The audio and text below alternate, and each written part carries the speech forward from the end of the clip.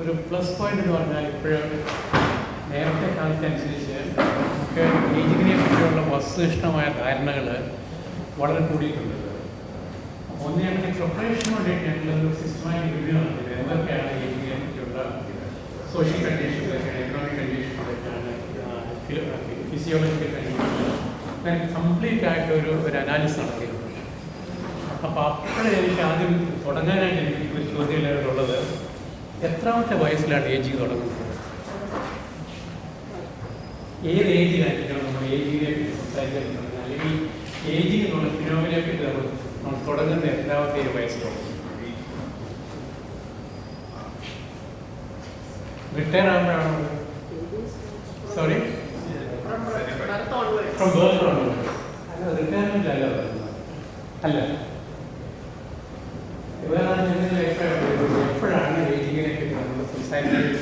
Policy അനാലിസിസും പ്രോഗ്രാമിനും വേണ്ടിയിട്ടുള്ളത് ആലോചിക്കുന്നത് എത്രാമത്തെ വയസ്സിലായിരിക്കും?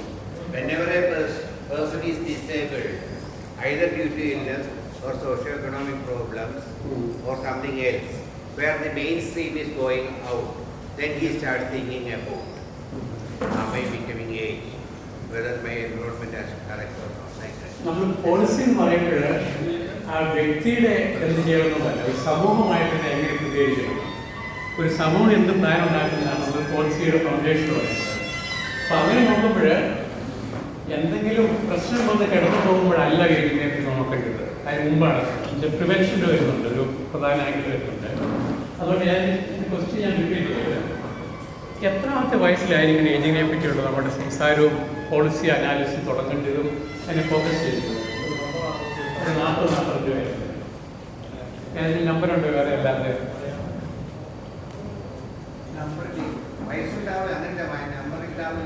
ഒരു കാലഘട്ടത്തിലല്ല നമ്മൾ ചിന്തിക്കുന്നത്. അതെ, ഏത് കാലഘട്ടമാണ്? യങ്സ്റ്റേഴ്സ് ശാരീരികവും മാനസികമായിട്ട് നമ്മൾ മുമ്പിലേക്കുള്ള ഒഴുക്ക് ചെറുതായിട്ട് തടസ്സപ്പെട്ടു. അപ്പോൾ നമ്മൾ പുറകോട്ടേക്ക് നമുക്ക് ഒരു ഇരുട്ടുമായിട്ട് പുറകോട്ടേക്ക് തോന്നുകയാണ്. അവിടെയാണ് നമ്മൾ ഫസ്റ്റ് സ്റ്റാർട്ട് ചെയ്യുന്നത്.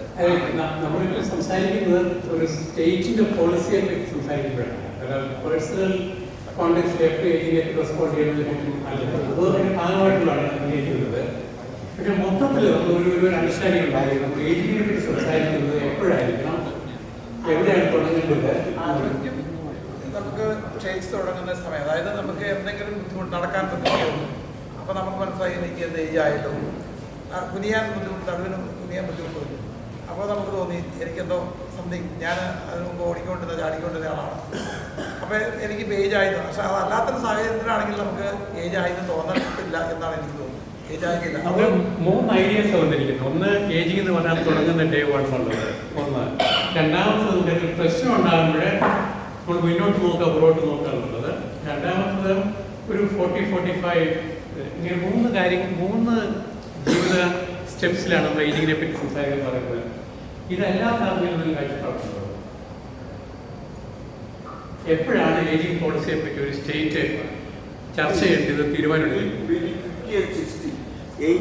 Between 50 and 60 we should start thinking about aging as a state. State should have a policy, programs, procedure, resource allocation, institution. അതെല്ലാം കാര്യങ്ങളും കാര്യമാണ്. എപ്പോഴാണ് ഇതൊരു വളരെ ഇമ്പോർട്ടൻ്റ് ഉള്ള കാര്യമാണ്. ഒരു സ്റ്റേറ്റിന് വേണ്ടി സമർപ്പിക്കപ്പെടേണ്ടത് ആദ്യത്തെ ചോദ്യം ഏത് വയസ്സിൽ നിന്ന് തുടങ്ങേണ്ടത്, എപ്പോഴാണ് തുടങ്ങേണ്ടത്? കാരണം റിസോഴ്സ് അലോക്കേഷൻ വരുന്നുണ്ട്, അല്ലാതെ വേറെ വളരെ ഇമ്പോർട്ടൻ്റ് ആയ കാര്യങ്ങളുണ്ട്. സൗകര്യങ്ങളുള്ള സമയത്ത് ചിന്തിച്ചു തുടങ്ങും. സൗകര്യങ്ങളുള്ള സമയത്ത് വേണ്ടി ചിന്തിച്ചു തുടങ്ങുക. ഈ സൗകര്യമുള്ളത് അത് എല്ലാവരും ആരോഗ്യപരമായിട്ട് സാമ്പത്തികമായിട്ടും എല്ലാം ചിന്തിച്ച് നമുക്ക് നാളെ പദ്ധതികൾ ആസൂത്രിക്കുന്നതായിരുന്നു. ആരോഗ്യമുള്ളപ്പോഴായിരിക്കണം വയോജനങ്ങളെ പറ്റിയുള്ള പ്രോഗ്രാം ചിന്തിക്കുന്നത്. അത് സ്വന്തമായിട്ട് ചിന്തിക്കുന്നത്, സമൂഹം ചിന്തിക്കുന്നത്, സ്റ്റേറ്റ് ചിന്തിക്കുന്നത്. സ്വന്തമായിട്ടാകാം, ഗ്രൂപ്പായിട്ടാകാം, സർക്കാരിൻ്റെ വഴിയായിട്ടാകാം. ഇത് ഈ വീണ്ടും ആയി നമ്മൾ എപ്പോഴാണ് തുടങ്ങേണ്ടതിനെ പറ്റി എന്തെങ്കിലും ഒരു സർക്കാർ ചിന്തിക്കുന്നതിനെ പറ്റിയാണ് സാർ. രണ്ടും വരുന്നുണ്ടോ? സർക്കാരിനാണ് ചിന്തിക്കുന്നതിനെ പറ്റിയാണെങ്കിൽ നാട്ടിൽ വയോജനങ്ങളുടെ എണ്ണം കൂടുതലും കാര്യം, മക്കളായ നാട്ടിൽ തലമുറ ഒറ്റപ്പെടുന്ന മാതാക്കൾ കൂടുതൽ സമയം. ഈ പറഞ്ഞ തന്നെ ജീവിതശൈലി രോഗങ്ങൾ കൂടിയ കാലഘട്ടം. അത്തരം സാഹചര്യങ്ങൾ കൂടുന്നതാണ് സർക്കാർ വയോജനങ്ങളുടെ പരിപാലനവുമായി ബന്ധപ്പെട്ട് ചിന്തിക്കുന്നത്. അപ്പം വ്യക്തിയുടെ സാഹചര്യത്തിൽ വ്യത്യാസം അനുസരിച്ച് വേണം സർക്കാർ നിയമങ്ങളും നയങ്ങളും രൂപീകരിക്കുന്നത് എന്നാണ് പറഞ്ഞു വരുന്നത്. അതിനകത്ത് ഇടയ്ക്കൊരു വാക്ക് പറഞ്ഞു, കുട്ടികൾ മക്കളെ നോക്കുക എന്നുള്ളത് അതൊരു ഫാക്ടറായിട്ട് വരുന്നുണ്ട്. അപ്പം നമ്മളിപ്പോൾ 3-4 കാര്യങ്ങൾ പറഞ്ഞു. ഒന്ന്, ഒരു ഏജിങ്ങിനെ പറ്റിയുള്ള ഏകദേശം നമ്മൾ 45-50 വയസ്സാണത്. മക്കൾ നോക്കാതിരിക്കുക എന്നുള്ളൊരു ഫാക്ടറായിട്ട് വന്നിരിക്കുന്നു. ആരോഗ്യം ഉണ്ടോ ഇല്ലയോ എന്നുള്ളൊരു അടുത്ത ഫാക്ടർ വന്നു. പിന്നെ ഒരു സ്റ്റേറ്റിനെ പറ്റി നോക്കേണ്ടതിനുള്ള ചില ചുറ്റുപാടുകളുണ്ട്. ഇങ്ങനെയാണ് 4-5 ഐഡിയാസ് ഇങ്ങനെ നമ്മൾ ക്ലാരിറ്റി വന്നുകൊണ്ടിരിക്കുന്നത്. ഞാൻ വീണ്ടും പഴയ പ്രശ്നത്തിലേക്ക് പോകുന്നത്, എപ്പോഴായിരിക്കണം ഏജിങ്ങിനെ പറ്റി തുടങ്ങുന്നത്? ഒരു സർക്കാർ തലത്തിലുള്ള നയരൂപീകരണം ഏജിങ്ങിനെ പറ്റി സംസാരിക്കുമ്പോൾ അത് എന്ന് തുടങ്ങണം, എപ്പോൾ തുടങ്ങണം, അതിനുള്ള പൊതുവായിട്ടുള്ള കോണ്ടെക്സ്റ്റ് എന്തായിരിക്കണം? എങ്ങനെ? Senior citizen. But senior citizen വാക്കിനെ ഡിഫൈൻ ചെയ്യണമെന്നല്ലോ. ആരാണ് സീനിയർ സിറ്റിസൺ? 50 കൊല്ലം സീനിയർ സിറ്റിസൺ ആണോ? 60 സീനിയർ സിറ്റിസൺ ആണോ? റിട്ടയർമെന്റ് കേരളത്തിൽ മാത്രം 55, മറ്റ് സ്റ്റേറ്റുകൾ 60 ഉണ്ട്, 65 ഉണ്ട്, 68 ഉണ്ട്, 67 ഉണ്ട്, 75 ഉണ്ട്. അപ്പോൾ ഈ റിട്ടയർമെന്റ് എന്നുള്ളത് വളരെ ഫ്ലൂയിഡ് ആയിട്ടുള്ളൊരു ഐഡിയ ആണത്. കേരളത്തിലാണ് മാത്രം 55 പലർക്കും ഒഫീഷ്യൽ കോട്ട് ആൻഡ് കോട്ട് ഒരു 50-60 ഒരു കോട്ടക്കടയിൽ 50 വയസ്സ്. ഞാൻ ഈ എക്സസൈസ് നടന്നതിന് കാരണം ഈ ഏജിങ്ങിനെ പറ്റിയുള്ള നമ്മുടെ കാഴ്ചപ്പാടുകളുടെ വ്യത്യാസങ്ങളുണ്ട്. ഇത് നയരൂപീകരണം വരുന്ന പ്രശ്നം വരുന്നത്. അപ്പോൾ ഒന്നാമത് പ്രിൻസിപ്പിൾ എന്ന് പറയുന്നത് നമ്മുടെ ideas about ageing old ideas. ഒന്നാമത്തെ പ്രിൻസിപ്പിൾ ഞങ്ങളുടെ ഈ അനാലിസിസ് കണ്ടുകൊണ്ട് വയ്ക്കുന്നതാണ്, ഏജിങ്ങിനെ പറ്റിയുള്ള നമ്മുടെ എല്ലാ കാഴ്ചപ്പാടുകളും പഴയതാണ്. ഏജിങ്ങിനെ പറ്റി നമ്മൾ അനലൈസ് ചെയ്യുമ്പോഴും പഠിക്കുമ്പോഴും പുതിയതായിട്ടുള്ള കാഴ്ചപ്പാട് ഏജിങ്ങിനെ പറ്റി വന്നിരിക്കണം. ഒന്ന്, ഏജിങ്ങിൻ്റെ വയസ്സിനെ പറ്റിയുള്ള കാഴ്ചപ്പാട്. ആരതിനിടയ്ക്ക് പറഞ്ഞത് ageing begins from the moment you born. Actually that's the time you begin. You ageing begin from the day one the moment you conceive. In a strict analysis point of that's way അന്നേരമാണ് തുടങ്ങുന്നത്. അത് വിളിക്കട്ടെ. രണ്ടാമത്തെ എൻ്റെ point എനിക്ക് എക്സസൈസാണ്, ഏജിങ്ങിനെ പറ്റിയുള്ള നമ്മുടെ കാഴ്ചപ്പാടുകളെല്ലാം പുതുക്കേണ്ടതായിട്ടുണ്ട്, complete ആയിട്ടുണ്ട്. നേരത്തെ നമ്മൾ ഏജിങ് വയോജനങ്ങളുടെ സീരിയസ്നെസ് പറയാറുണ്ട്. ഇപ്പോഴ് നമ്മുടെ ഇന്നത്തെ ചർച്ചയുടെ ഒരു പ്രധാന ഫോക്കസ് എന്ന് പറയുന്നത് പ്രൊമോട്ടിങ് ഹെൽത്തി ഏജിങ്. അതാണ് ഇതിൻ്റെ പ്രധാന ഫോക്കസ് പറയുന്നത്. വെറുതെ പറയാറില്ല പ്രൊമോട്ടിങ് ഏജിങ് നല്ല പറയുന്നത്, പ്രൊമോട്ടിങ് ഹെൽത്തി ഏജിങ്. അപ്പോൾ ഈ പ്രൊമോട്ടിങ് ഹെൽത്തി ഏജിങ് പറയുമ്പോൾ ഒന്ന്, എന്താണ് ഹെൽത്തി ഏജിങ് എന്നുള്ളത്. 2, can be promote healthy ageing. 3, അത് എങ്ങനെ പ്രൊമോട്ട് ചെയ്യണം. 4, ആര് പ്രൊമോട്ട് ചെയ്യണം. ഈ പ്രൊമോട്ട് ചെയ്യുമ്പോൾ അതിനുള്ള സാമ്പത്തിക സാമൂഹികമായിട്ടുള്ള പ്രശ്നങ്ങൾ അത് ആര് കൈകാര്യം ചെയ്യണം. ഇതിനിടയ്ക്ക് ആരാ പറഞ്ഞു മക്കൾ നോക്കാതിരിക്കുന്നതാണ്. അതൊരു അണ്ടർലൈനിങ് ആയിട്ട് വരുന്നതാണ്. ഇതൊരു ഐഡിയ മൊത്തത്തിൽ വരുന്നതാണ്. എപ്പോഴാണോ മക്കൾ നോക്കാതിരിക്കുമ്പോഴും ആണ് ഏജിങ് എന്നുള്ള പ്രശ്നമായിട്ട് വരുന്നത്. സ്റ്റേറ്റാണ് നോക്കുന്നത്. ഞാനത് സ്റ്റേറ്റ് സമൂഹം. ഞാനത് ഇടയ്ക്കൊരു പോയിട്ട് പറഞ്ഞായിരുന്നു, നമുക്ക് വയോജനങ്ങളും ഏജിങ്ങിനെ പറ്റിയുള്ള എല്ലാ കാഴ്ചപ്പാടും തിരുത്തേണ്ട സമയമാണുള്ളത്. നേരത്തെ ഏജിങ്ങിനെ പറ്റിയുള്ള കാഴ്ചപ്പാടുകൾ സോഷ്യൽ വെൽഫെയർ ഓറിയൻറ്റഡ് അണ്ടർസ്റ്റാൻഡിംഗ് ആയിരുന്നു. ഒരു വെൽഫെയർ സിസ്റ്റം ഉണ്ടായിരിക്കണം, അവരെ സപ്പോർട്ട് ചെയ്യണം, മക്കൾ സപ്പോർട്ട് ചെയ്യണം, അല്ലെങ്കിൽ എക്സ്റ്റെൻഡഡ് ഫാമിലി സപ്പോർട്ട് ചെയ്യണം, അല്ലെങ്കിൽ ഹസ്ബൻഡാണെങ്കിൽ വൈഫിനെ നോക്കണം, വൈഫിനെ ഹസ്ബൻഡ് നോക്കണം, അത്ര വലിയ നിർബന്ധമൊന്നുമില്ല. ഇങ്ങനത്തെ ചില കാഴ്ചപ്പാടുണ്ടായിരുന്നു. ഈ കാഴ്ചപ്പാട് നമ്മൾ ഗ്ലോബലി ഒരു മാറ്റം വന്നിട്ടുണ്ട്. അത് it's a right based approach എന്ന് പറയും. ഓരോരുത്തരുടെയും ജീവിതവും ജീവിതശൈലിയും നിലനിർത്താനുള്ള അവസരങ്ങൾ ഉണ്ടായി കൊടുക്കുന്നതിന് സർക്കാർ ഉത്തരവാദിത്തമുണ്ട്. ഈ ഷിഫ്റ്റ് ഒരു വളരെ ഇമ്പോർട്ടൻ്റ് ആയിട്ടുള്ള ഷിഫ്റ്റാണിത്. അത് കേരളത്തിലെ പല ചർച്ചകളിലും പല നയരൂപീകരണത്തിലേക്ക് ഈ ഐഡിയ കൊണ്ടുവരുന്നത്. ഇതാണ് ഈ IMAD ഈ കൺസൾട്ടേഷൻ്റെ ഒരു പ്രധാന അണ്ടർലൈൻ പ്രിൻസിപ്പിൾ ഞങ്ങൾ പ്രൊമോട്ട് ചെയ്യാൻ നോക്കുന്നത്. Internationally accepted formula. എങ്ങനെ? Internationally accepted. Internationally accepted promoting healthy aging is right way to approach towards promoting aging. And that's ഒന്ന്, എന്താണ് ഹെൽത്തി ഏജിങ് എന്നുള്ളത്. 2, promoting healthy ageing certain principles and methods.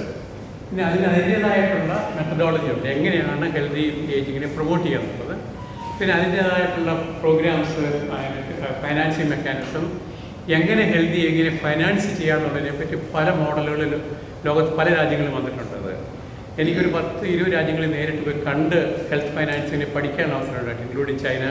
എക്സ്റ്റെൻസീവായിട്ട് യാത്ര ചെയ്ത് ഏജിങ്ങിനെ പറ്റിയുള്ളത് പഠിക്കാൻ അവസരം ഉണ്ടായിട്ട് എൻ്റെ book ageing and developing countries ബുക്കായിട്ട് ഇറങ്ങിയിട്ടുള്ളത്.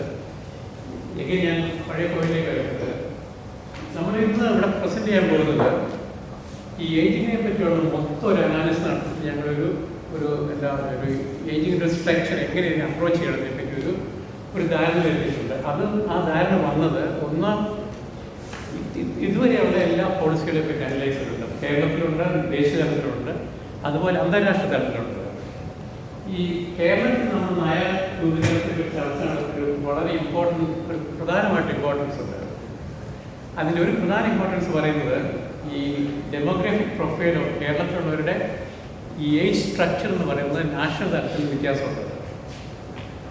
അതുകൊണ്ട് പറ്റും നമ്മളിപ്പോൾ ദേശീയ തലത്തിലെ വയോജനങ്ങളെ പറ്റി പറഞ്ഞു കഴിഞ്ഞാൽ അവർ പറയുന്നത് ഇന്ത്യയിൽ മൊത്തത്തിൽ ഒരു 8% ഒരു 10% വരെ ആൾക്കാരെ 60 കൂടുതലുള്ളൂ. അവിടെ വെച്ചിട്ടാണ് ഈ പോളിസി അനാലിസിസ് തുടങ്ങുന്നത്. പക്ഷെ നമ്മൾ കേരളത്തിൽ വരുമ്പോൾ കേരളത്തിലെ സ്റ്റേറ്റ് ലെവൽ നോക്കുമ്പോൾ അത് 18-20 ആ നമ്പറിൻ്റെ കാര്യത്തിൽ വേണ്ടുമില്ല, ഒരു 15% വരെ വന്നിട്ടുണ്ട്. 60 കൂടുതലുണ്ട്. പക്ഷെ അതേസമയം ചില പഞ്ചായത്തുകളിലെ ചില വാർഡുകളിൽ നോക്കിക്കഴിഞ്ഞാൽ 30% കുറഞ്ഞു കൊടുക്കുന്നുണ്ട്. അപ്പോൾ കേരളത്തിൽ മാത്രമുള്ള പ്രത്യേക ഡെമോഗ്രാഫിക് ഒരു പ്രൊഫൈലാണ് വരുന്നത്. വയോജനങ്ങളുടെ വയോജന വാക്യം വളരെ ദിവസമായിട്ട് ഉപയോഗിക്കുകയാണ്. വയോജനങ്ങളുടെ നമ്പർ ഓഫ് പീപ്പിൾ വളരെ കൂടുതൽ കേരളത്തിലാണുള്ളത്. അതുകൊണ്ട് എന്ത് പറ്റി, കേരളത്തിൽ യുണീക്കായിട്ടുള്ള റെസ്പോൺസ് ഉണ്ടാക്കേണ്ടി വരും. മറ്റുള്ള സ്റ്റേറ്റിൽ വരാൻ പോകുന്നില്ല. അത് മാത്രമല്ല, ദേശീയ തലത്തിൽ ഇതിനു വേണ്ടിയിട്ടുള്ള ഒരു പ്രഷറോ ഒരു പൊളിറ്റിക്കൽ പ്രഷർ വരാനുള്ള സാധ്യത വളരെ കുറവാണ്. അപ്പം അതുകൊണ്ട് എന്ത് പറ്റി, കേരളം ഇന്ന് മുന്നോട്ട് വെക്കുന്ന വയോജന നയ രൂപീകരണത്തിന് ദേശീയ തലത്തിലൊരു ഇമ്പോർട്ടൻസ് ഉണ്ട്. അപ്പം അതുകൊണ്ട് നിങ്ങളുടെ ഇന്നത്തെ ചർച്ചയിൽ നിങ്ങൾ കോൺട്രിബ്യൂട്ട് ചെയ്യുന്നത് കേരളത്തിൽ മാത്രമല്ല, ദേശീയ തലത്തിൽ വരേണ്ടതാണ്.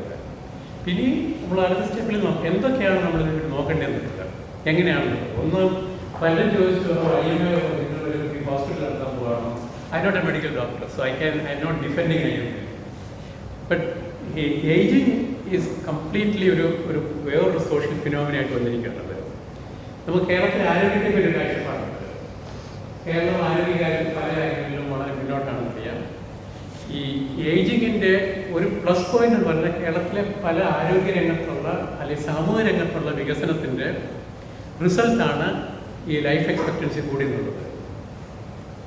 Doctor Pai mentioned life expectancy and healthy life expectancy രണ്ടിലുള്ള വ്യത്യാസം. നമുക്ക് 75, 80, 85 വരെ ജീവിക്കുന്ന ഒരു ജനറലായിട്ട് വരാൻ പോകുന്നതാണ്. ആൻഡ് സെഞ്ചുറിയൻസ് ഒരു നോം ആയിട്ട് വരാൻ പോകുന്ന അടുത്ത 10-15 ഇയേഴ്സിനകത്ത്. പക്ഷേ നമ്മളപ്പോൾ നോക്കുന്നത് എങ്ങനെയാണ് അവരുടെ quality assured ageing. Life expectancy കൂടി, പക്ഷേ ആ life expectancy last 10 years to 5 years quality assured life expectancy. ഇവിടെയാണ് ഈ നയരൂപീകരണത്തിൽ ഒരു ഫോക്കസ് വരുന്നത്. എങ്ങനെയാണ് ക്വാളിറ്റി അഷ്വേർഡ് ആയിട്ടുള്ള ലൈഫ് എക്സ്പെക്റ്റൻസി കൂട്ടുക എന്നുള്ളത്. ഇത് നമ്മൾ മൊത്തത്തിലേക്ക് കേരളത്തിൽ അനലൈസ് ചെയ്യുമ്പോൾ സ്ത്രീകളാണ് പുരുഷന്മാരെക്കാളും കൂടുതൽ ജീവിക്കാൻ പോകുന്നത്. അതൊരു ജനറ്റിക് ബയോളജിക്കൽ ഫിനോമിനായിട്ട് വരാൻ പോവാണ്. പക്ഷെ അതേസമയം കേരളത്തിൽ സ്ത്രീകൾ പ്രത്യേക ഒരു പ്രശ്നം അനുഭവിക്കുന്നുണ്ട്. ഡിമെൻഷ്യ കൂടുതൽ അനുഭവിക്കുന്ന കേരളത്തിലെ സ്ത്രീകളാണ്. അപ്പം ഇങ്ങനത്തെ യുണീക്കായിട്ടുള്ള എപ്പിഡമോളജിക്കൽ ആൻഡ് ഓൾസോ ഡെമോഗ്രാഫിക് ക്യാരക്ടറാണ് കേരളത്തിൽ വരാൻ പോകുന്നത്. അപ്പം അതുകൊണ്ടാണ് ഈ കേരളത്തിലെ ആരോഗ്യ പ്രശ്നങ്ങൾ, വയോജനങ്ങളുടെ ആരോഗ്യ പ്രശ്നങ്ങളെയും സാമൂഹ്യ പ്രശ്നങ്ങളെ പറ്റി നമ്മൾ കണക്കാക്കുന്നത് വളരെ സങ്കീർണമായിട്ടുള്ള പ്രശ്നമാണിത്. അതേപോലുള്ള കാഴ്ചപ്പാടുകൾ തിരുത്തേണ്ടിയുണ്ട്. അതേപോലെ കാഴ്ചപ്പാടുകൾ പുതുതായിട്ട് കാണേണ്ടതുണ്ട്. ഇത്രയാണ് എനിക്ക് ഒരു ഇൻട്രഡക്ഷനായിട്ട് പറയാനുള്ളത്. ഇനി നമ്മുടെ ഇന്നത്തെ പ്രോസസ്സ് എന്ന് പറയുന്നത് ഞാൻ ലെക്ചർ എടുത്ത് പോകാൻ നിങ്ങൾ കേൾക്കുക എന്നുള്ളതല്ല. ഇതൊരു കൺസൾട്ടേഷൻ ഉള്ളതാണ്. എങ്ങനെയാണ് ഈ വന്ന ആൾക്കാരുടെ നിങ്ങൾക്ക് ഇതേപോലുള്ള കാഴ്ചപ്പാടുകളാണ്. ആ കാഴ്ചപ്പാടുള്ള ചർച്ചയ്ക്ക് വേണ്ടിയുള്ള ഒരു സ്ട്രക്ചർ, അത് എങ്ങനെ ചർച്ച ചെയ്യാൻ എന്തെല്ലാം വേണമെന്നൊക്കെ ഞാനും ഗൈഡൻസില്ല. ഇതാണ് എൻ്റെ റോൾ എന്ന് പറയുന്നത്. പിന്നെ നമ്മളിത് റെക്കോർഡ് ചെയ്യുന്നുണ്ട്. ആ റെക്കോർഡ് ചെയ്യുന്നത് ഈ സ്റ്റഡിക്ക് വേണ്ടി അനാലിസിന് വേണ്ടി മാത്രമാണ്. ആരെങ്കിലും എന്തെങ്കിലും അഭിപ്രായം പറയുന്നത് റെക്കോർഡ് ചെയ്യപ്പെടാണെന്നുണ്ടെങ്കിൽ നമുക്ക് പറഞ്ഞാൽ റെക്കോർഡ് ചെയ്തിട്ടുള്ളത്. അതൊരു സ്റ്റാൻഡേർഡ് ഒരു പ്രോട്ടോക്കോളായിട്ട് ഷെയർ ചെയ്യുന്നത്. അതുപോലെ തന്നെ ഈ റിപ്പോർട്ട് ബേസിക്കലി ഈ റിപ്പോർട്ട് ഞങ്ങൾ സർക്കാരിന് സമർപ്പിക്കാൻ ഉദ്ദേശിക്കുന്നത്. അത് മാത്രമല്ല ഈ റിപ്പോർട്ട് പല ഫോറത്തിലും ഡിസ്കസ് ചെയ്തു വരാം, ചർച്ച ചെയ്തു വരാം. അതേപ്പറ്റിയുള്ള അംഗീകാരം ഉണ്ടാകാം, ഡിസഗ്രിമെൻ്റ് ഉണ്ടാകാം. അതൊക്കെ ഇതിൻ്റെ പാർട്ടായിട്ടൊരു പോളിസി ഫോർമേഷൻ്റെ ഭാഗമായിട്ട് വേണ്ടത്. അപ്പം ഇത്രയും പറഞ്ഞിട്ട് ഇനി ആർക്കെങ്കിലും എന്തെങ്കിലും കോൺട്രിബ്യൂട്ട് ചെയ്യാനുണ്ടോ? ഞാൻ പറഞ്ഞതിനോടുള്ള ഇൻട്രഡക്ടറി ആയിട്ടുള്ള എക്സസൈസിനോട് യോജിക്കുക, വിയോജിക്കുക, അല്ലെങ്കിൽ ഏതെങ്കിലും പറയാതെ വിട്ടുപോയിട്ടുണ്ട് ഇപ്പോഴേ പറയേണ്ടതാണെന്ന് തോന്നുന്നത് എന്തെങ്കിലും പോയിട്ടുണ്ടോ? നാഷണൽ പോളിസി ആവശ്യമാണ്. നാഷണൽ പോളിസി ആവശ്യമാണ്, യാതൊരു സംശയമില്ല, അംഗീകരിച്ചിരിക്കും. പക്ഷേ ഇവിടുത്തെ മറ്റ് ചുറ്റുപാടുകളിൽ എങ്ങനെയാകാമെന്നുള്ളതാണ് പ്രശ്നമുണ്ട്. അല്ല, നമ്മൾ ഇപ്പോൾ ഇവിടെ സംസാരിക്കുന്നത് കേരളത്തിലെ പോളിസി ഫോർമുലേഷൻ എടുക്കുകയാണ്. നമ്മൾ നാഷണൽ ദേശീയ തലത്തിൽ കൂടുതൽ ആവശ്യമുണ്ട്, അതിനെ ഞങ്ങൾ ഒന്നും പറയുന്നില്ല. പക്ഷേ ഇന്ന് കേരളത്തിൽ വേണ്ടത് കേരളത്തിലെ ഒരു വയോജനങ്ങളുടെ പോളിസി ഉണ്ടാകാൻ ആവശ്യമുള്ള പ്രധാന കാരണം ഒന്ന്, നമ്മൾ എപ്പിഡമോളജിക്കലി വളരെ വ്യത്യാസമാണ്, ഡെമോഗ്രഫിക്കലി വളരെ വ്യത്യാസമുണ്ട്, ഹിസ്റ്റോറിക്കലി വളരെ വ്യത്യാസമുണ്ട്, അവരുടെ നമ്മുടെ കൾച്ചറൽ എക്സ്പീരിയൻസിൽ വ്യത്യാസമുണ്ട്, എക്സ്പെക്റ്റേഷൻ വ്യത്യാസമുണ്ട്.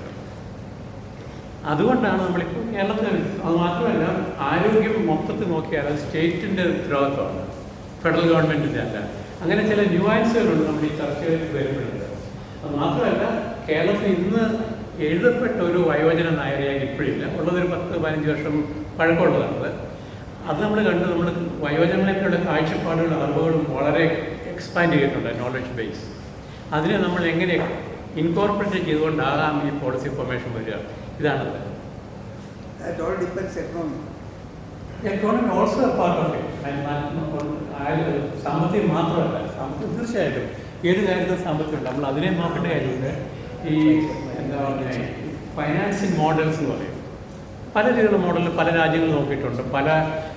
ഇത് എങ്ങനെയാണ് ഒരു ഫൈനാൻസിങ് മോഡൽ വരിക എന്നുള്ളതിന് പല പല ഫാക്ടേഴ്സ് ഉണ്ട്. പക്ഷെ അത് മാത്രമല്ല, അതും it's also an important factor. I acknowledge that.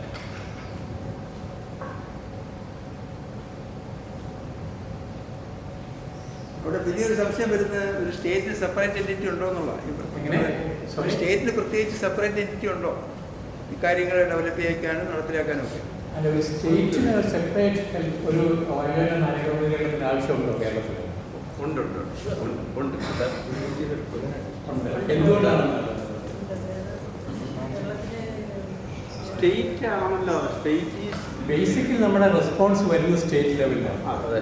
സ്റ്റേറ്റിനാണ് നമ്മൾ എലക്ട് ചെയ്യപ്പെടുന്ന ഒരു പ്രധാനപ്പെട്ട factor elector representatives through state. Federal government ഉണ്ടത്. പക്ഷേ ചില കാര്യങ്ങൾ ഫെഡറൽ സ്റ്റേറ്റ് റിലേഷൻഷിപ്പിൽ ഒരു കൺകറൻറ്റ് ലിസ്റ്റുണ്ട്, ചില സ്റ്റേറ്റ് ലിസ്റ്റാണ്. ആരോഗ്യം മൊത്തത്തിൽ വരുമ്പോൾ സ്റ്റേറ്റ് ലിസ്റ്റാണ്. പക്ഷേ ഏജിങ് ഒരു ഗ്രേ ഏരിയ ആണ്. പക്ഷേ നമ്മൾ ദേശീയ തലത്തിൽ ഏജിങ്ങിൻ്റെ ഡെമോഗ്രാഫിക് ഇമ്പക്റ്റ് കുറവായിരിക്കും. കാരണം ദേശീയ തലത്തിൽ വയോജനങ്ങൾ വളരെ കുറവാണത്. പല സ്റ്റേറ്റിൽ എടുത്തു കഴിഞ്ഞാൽ വയോജനങ്ങളുടെ പെർസെൻറ്റേജ് 60+ എന്ന് പറയുന്നത് ഹാർഡ്ലി 8%, 6%, 7% ആയിട്ട് വരിക. പക്ഷേ കേരളത്തിൽ ഏത് പഞ്ചായത്ത് എടുത്താലും നമ്മൾ 20% നിൽക്കുകയാണ്.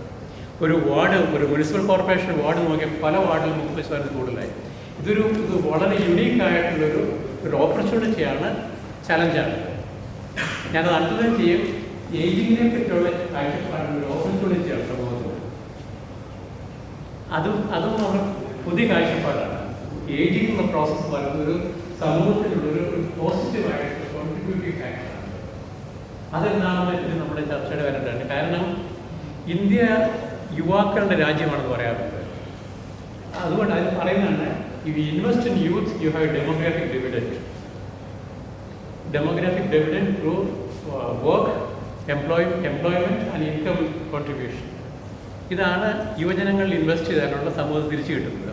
പക്ഷേ യുവജനങ്ങൾക്ക് ഇൻവെസ്റ്റ് ചെയ്തില്ല എന്ന് സംഭവിക്കും ഡെമോഗ്രാഫിക് ഡിസാസ്റ്റർ. നമ്മളിപ്പോഴേ കണ്ടിട്ടുണ്ട് യുവജനങ്ങളുടെ അൺട്രസ്റ്റ് പല രാജ്യങ്ങളിലും എങ്ങനെ രാജ്യങ്ങളെ അട്ടിമറിക്കുന്നുള്ളത്, ഭരണാധികാരികളെ അട്ടിമറിക്കുന്നത് നമ്മുടെ അയൽപക്കത്തുള്ള സ്റ്റേറ്റ് രാജ്യങ്ങൾ കണ്ടു കഴിഞ്ഞു. ഈ യുവജനങ്ങളുടെ വ്യക്തമായിട്ട് ഇൻവെസ്റ്റ് നടത്തിയിട്ടില്ലെങ്കിൽ അതുപോലെ തിരിച്ചു വരാനുള്ള സാധ്യതയുണ്ട്.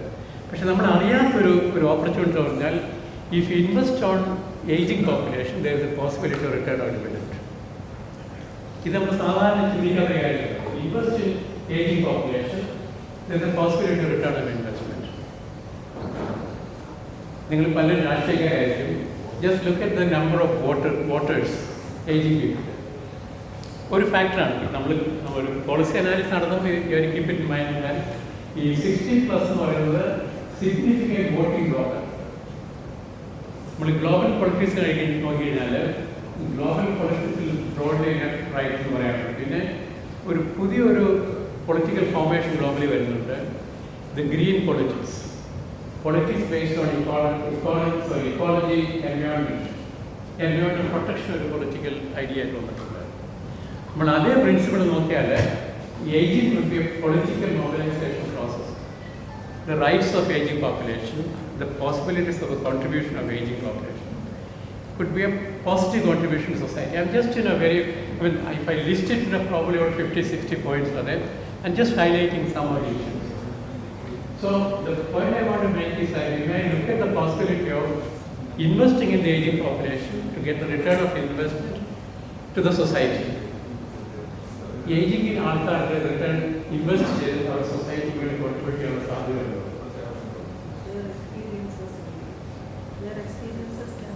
The experience you can say that, because that age is experience. But sorry, I just it's a discussion. Their experience, is it relevant?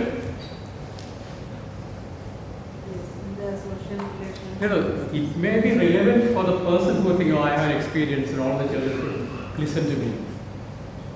That experience may be contextually different now. പേരക്കുട്ടി നന്നായിട്ട് mobile phone use ചെയ്ത് പല technological adaptation വ്യത്യാസം വന്നിട്ടുണ്ട്. പക്ഷെ അതേസമയം investing in ageing population എന്താണ് സമൂഹം തിരിച്ചു കിട്ടാൻ സാധ്യതയുള്ളത്? അല്ലെങ്കിൽ അത് അങ്ങനെ വരണമെങ്കിൽ എന്തെല്ലാം സാമൂഹ്യ മാറ്റങ്ങൾ വന്നിരിക്കണം?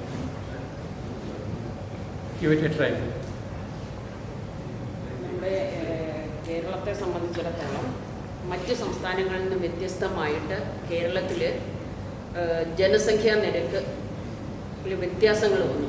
ജനന നിരക്ക് കുറഞ്ഞു, മരണനിരക്ക് കുറഞ്ഞു, ആയുർദൈർഘ്യം കൂടി. അപ്പം വയോജനങ്ങളുടെ എണ്ണം കൂടി. വയോജനങ്ങളുടെ എണ്ണം കൂടിയതപ്പം വയോജനങ്ങൾക്കുണ്ടാവുന്ന പ്രശ്നങ്ങളും കൂടിയിട്ടുണ്ട് എന്നുള്ളൊരു കാര്യം വാസ്തവമാണ്.